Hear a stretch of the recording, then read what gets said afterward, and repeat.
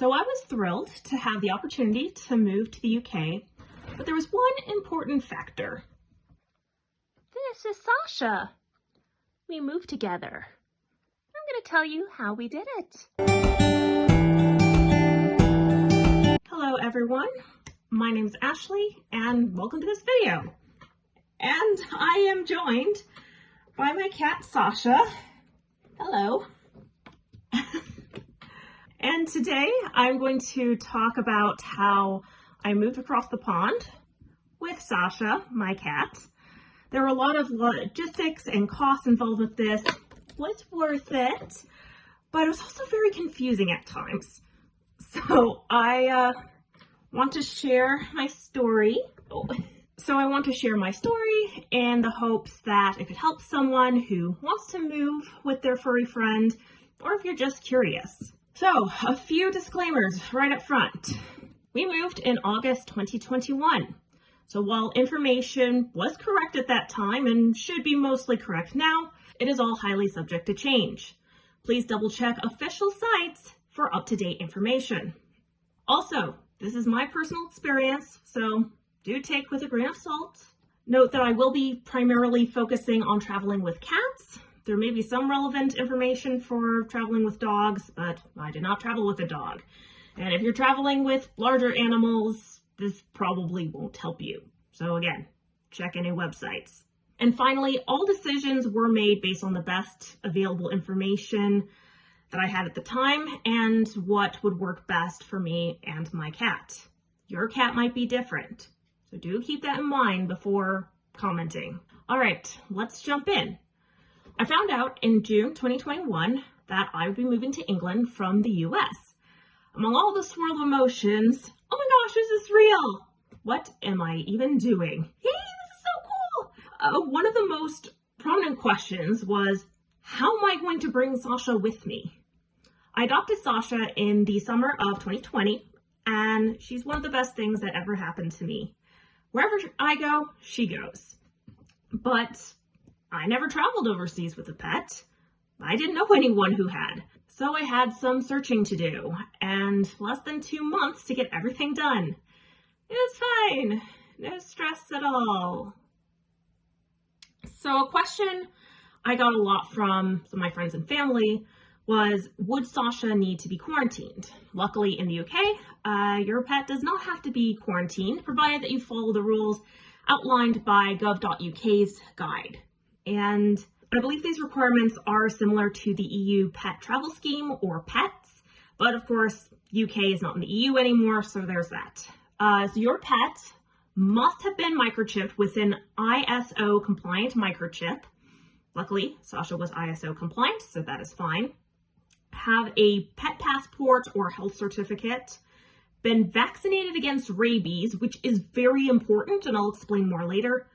You must travel by an approved route, no surprise there, and your pet must arrive in the UK no more than 5 days before or after you. And you must fill in a declaration confirming that you're not going to sell or transfer the ownership of your pet. But again, that was not going to be an issue. There are other rules to follow if you're a commercial user or have some other situation, but that's the gist of it.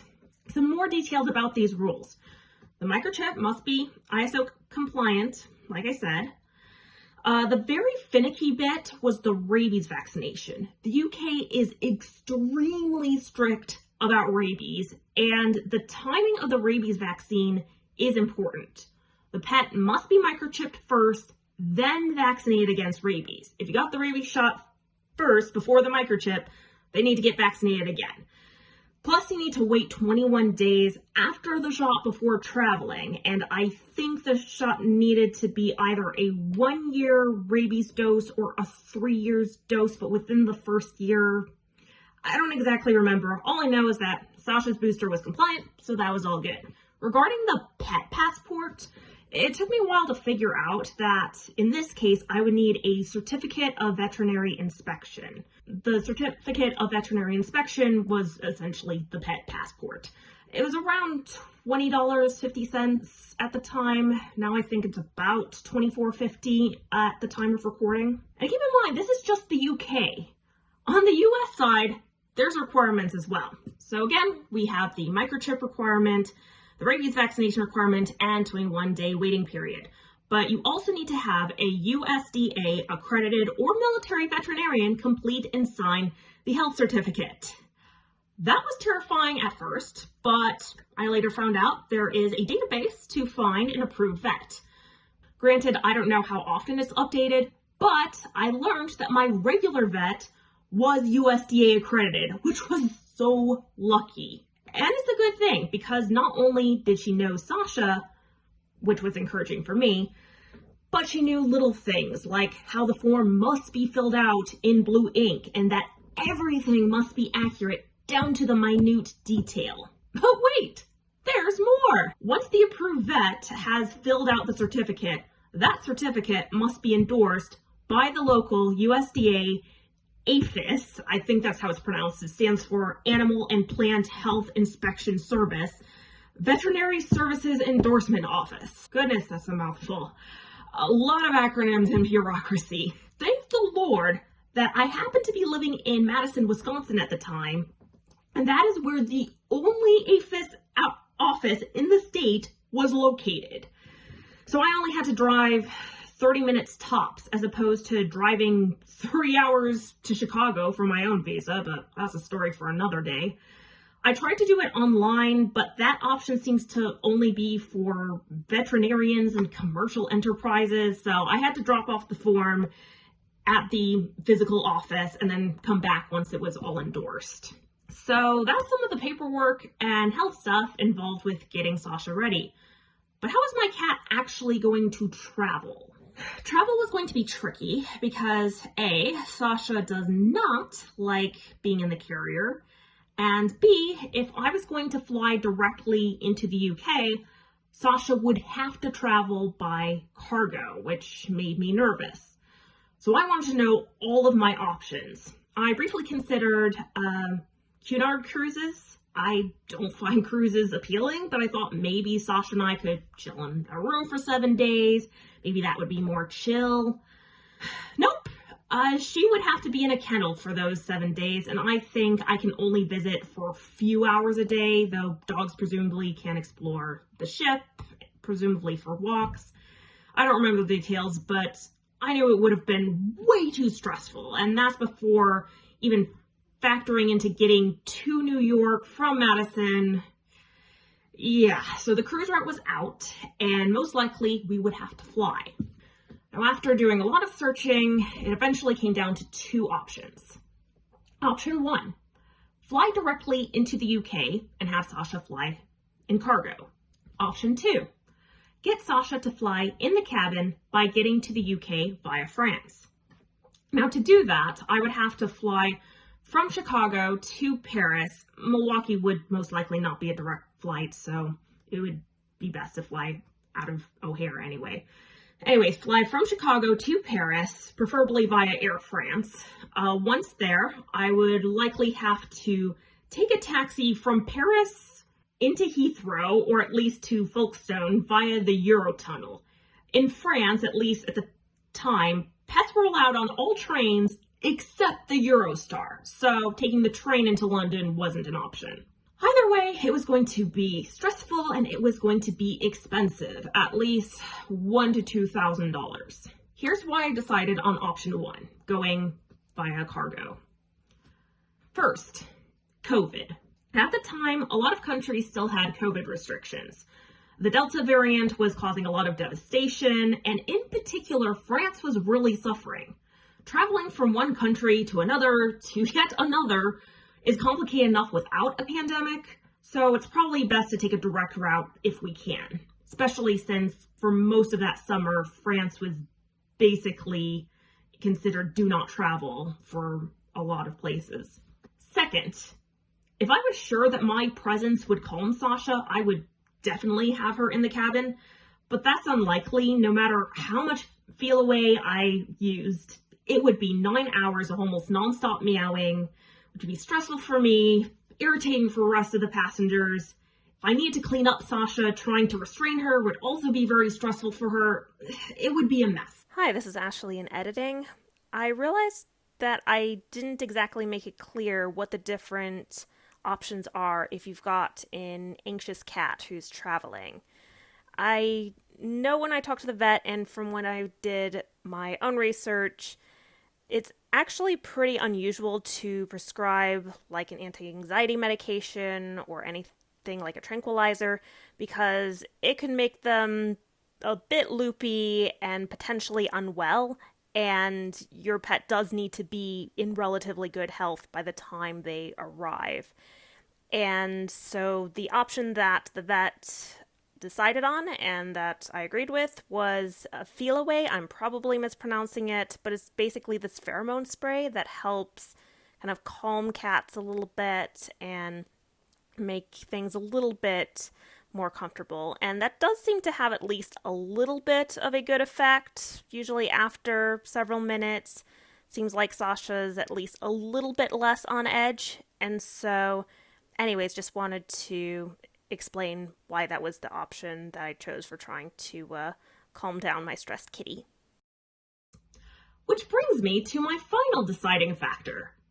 If I wanted to fly with Sasha in the cabin of an airplane, we would have to go through security. Here's what the TSA says about that. Please remove your pet from the carrying case and place the case through the X-ray machine.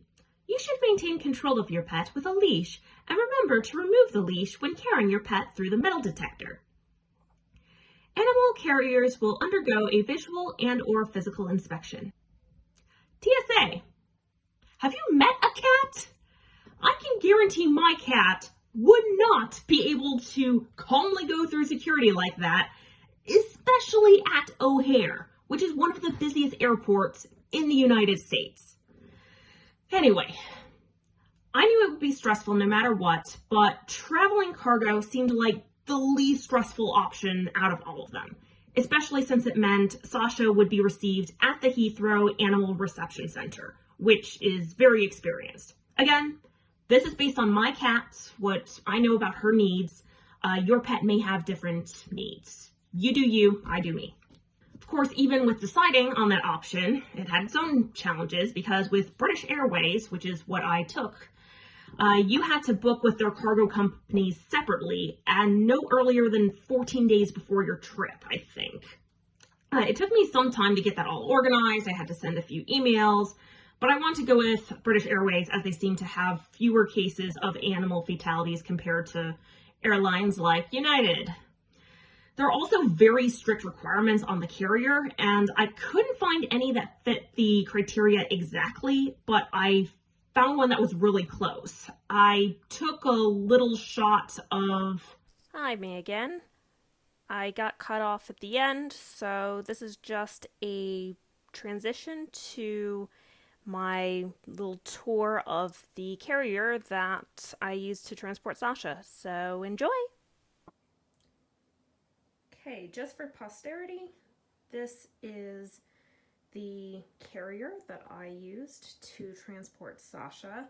Right now it's being used as storage for some random knickknacks, but just to show a little bit of what it's about. And oh, I see Sasha's gonna help me a little bit. That's sweet. So this is pretty much at least the size that was recommended for transporting a cat from US to the UK. It is quite large, as you can see. It seems a little bit larger than necessary, but the whole purpose is that your animal needs to be able to basically sit up and circle around.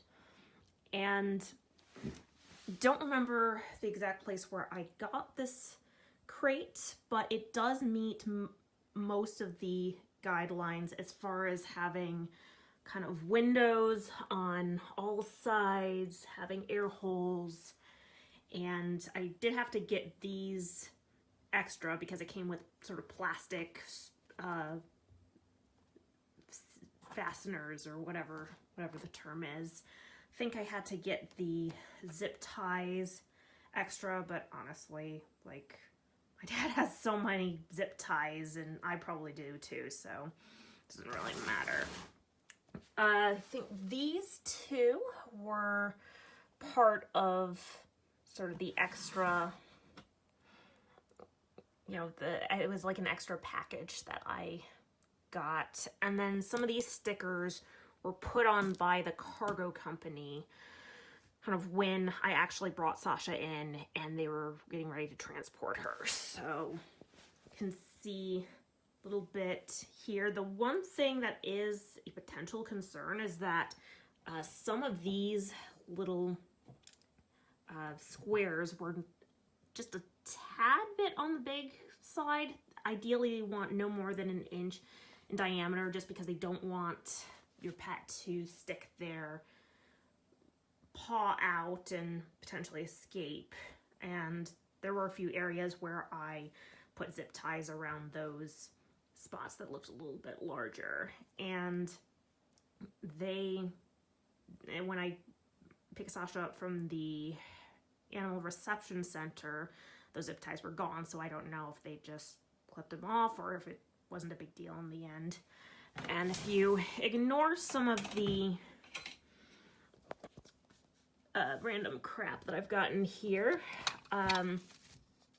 these were kind of some water carriers. I did have some ones that were kind of collapsible, but they didn't really hang properly.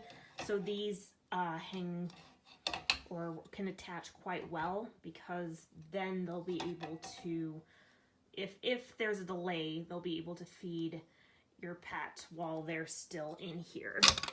And I also I put an older blanket or quilt in here, something that would have familiar scents, but if it got soiled or whatever, it wouldn't be a big deal if I lost it.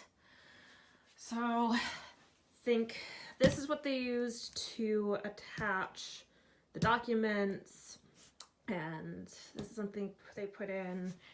And yeah, I think that's basically what it looks like. It's quite massive and bulky and kind of heavy, but need something sturdy if you're transporting precious cargo.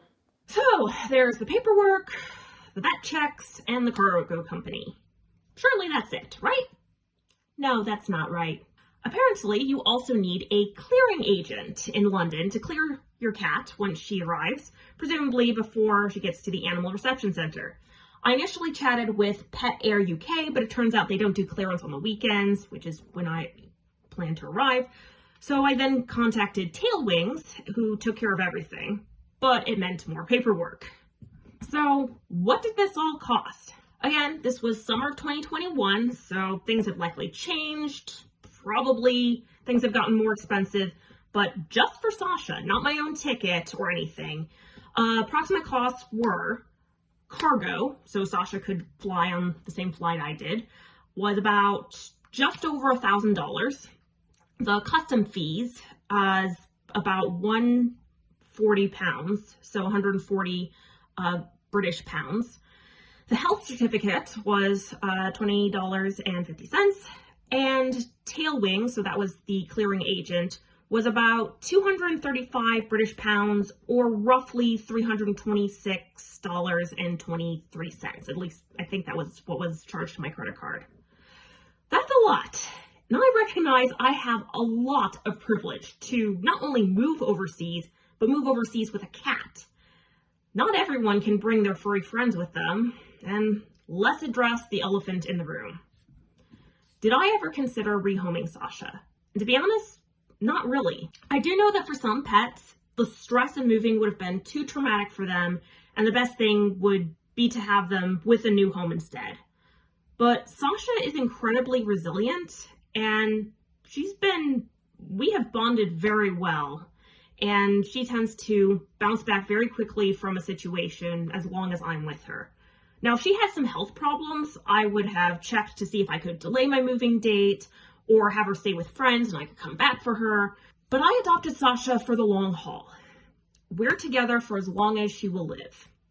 She adjusted very quickly when I brought her home, and based on how much she enjoys drinking my tea, I had a feeling she would get adjusted to England. And again, I recognize being able to bring my own cat over is a privilege. I'm sure there are many people who genuinely wish they could bring their pet over, but they just cannot due to the cost. So that was a lot of preparation. But after several weeks and forking over a lot of money, it was time to move. I got rid of about 75-80% of my possessions, packed up the rest, and triple checked that I was okay with COVID precautions. The day before my flight, I drove to a hotel near the airport, which allows pets. Obviously, had to book ahead of time. While Sasha was very meowy at the beginning, she seemed more chill due to the feel away and the larger crate. The hotel also had a nice big window, which she very much enjoyed.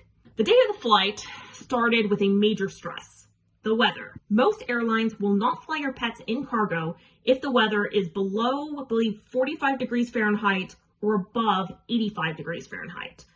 This is not due to the actual cargo area, which is temperature controlled, but in case of delays and your pet has to be on the tarmac for a while, they don't want any extreme heat exposures or extreme cold exposures. Now that makes sense. You definitely want to make sure the pets are safe, but the temperature was quite warm on that day and just below the limit. So I was worried, is Sasha going to have to fly like on a later flight than me? So I emailed the cargo company to ask, are we good to go? And they said yes. A lot of it was just waiting, making sure Sasha got food at the right time, because I believe 8 hours before the flight time is kind of the latest they want them to eat, just for their own safety. And then put her in the carrier. Everything that could be zip tied was zip tied, and I tried to attach her foods, meds, and paperwork the best that I could. I dropped her off at the cargo place. I said, like, please take care of my kitty, and they promised to take good care of her, and I left to get my own seat. I was a nervous wreck for the entire time. I can be a nervous cat mother sometimes, and anytime I felt turbulence, I wondered, Sasha okay? Is my baby okay? And so once I arrived in Heathrow, they had told me initially that it could take about 3 hours or so, or even longer, for your cat to go through customs, to get checked in at the reception center, and so it could be a long wait. And luckily, I had a friend with a car who was able to kind of drive me around and eventually drive us to our destination, because while I'd be flying into London, we were not living in London. So I am incredibly grateful that I have kind friends who had vehicles, because I don't know what we would have done otherwise. Like, maybe a bus would have let us on, or a train, but I'm not really sure. So I was keeping in touch with the clearing agent on WhatsApp, and there was a little bit of a panic because they said, oh, like, have you received this one piece of paper, or have you sent this one piece of paper? I said, okay, I think I've gotten all these documents to the cargo company. And they said, well, there's this one paper that I think we're missing. And I was panicking, looking through all of my things, wondering, oh my gosh, did I forget something? Like, what's going to happen? And then later, they were like, okay, we were able to figure it out. So you're okay, and you can pick up Sasha in about 30 minutes. And I was pleasantly surprised, like, yay! I thought it was going to take so much longer. But yeah, so we drove to the Heathrow Animal Reception Center, and I guess that place is somewhat famous because of I don't know if it was a BBC series that featured it, but I'd gone up to basically turn in my paperwork, or I think it was something along those lines. Don't remember the exact form, but it was to basically say, hi, I've got a cat. Please give me my cat. And poor baby was a little bit scared, which made me very sad. But we put her in the car and drove to the hotel we'll be staying at. Again, another cat-friendly hotel, because it was going to be a few days before we could move into the house share that I was staying in. And as soon as she got out and chilled for a little bit, and probably within a couple hours, she was on the hotel bed, all relaxed, or, as relaxed as you can be considering you've had a long flight. And she just, adjusted so well. Like, she is such an amazing cat. And I'm really glad that we could be together for this. And it's been nearly 2 years since we moved here, and she seems to be enjoying British life quite well. Still seems to enjoy tea, has definitely enjoyed fish and chips. There's been more than a few times I brought home fish and chips takeaway, and she looks at me and say, "Okay, are you going to give that to me? That's mine, right?" So anyways, that overall is my story. It was stressful, but we survived, and hopefully we don't ever have to do this again. So yes, moral of the story, if you have to travel with a pet because you're moving or anything like that, it is possible, but very complicated. If you don't absolutely need to travel, just hire a pet sitter. Last time I flew home to the States, I guess some of my mom's friends asked, "Oh, so are you bringing Sasha with you?" And I almost had to laugh. Like, no, we're not doing this just for a casual trip. This is only for major moves. So yeah, that's kind of my story. If you like this video, as they say, thumbs up, comment if I left anything out or if there's something I could have covered more. But in the meantime, thank you for watching, and I will see you soon. Hello, Miss Sasha. What you up to? Yeah, you're so cute. Yes, you are.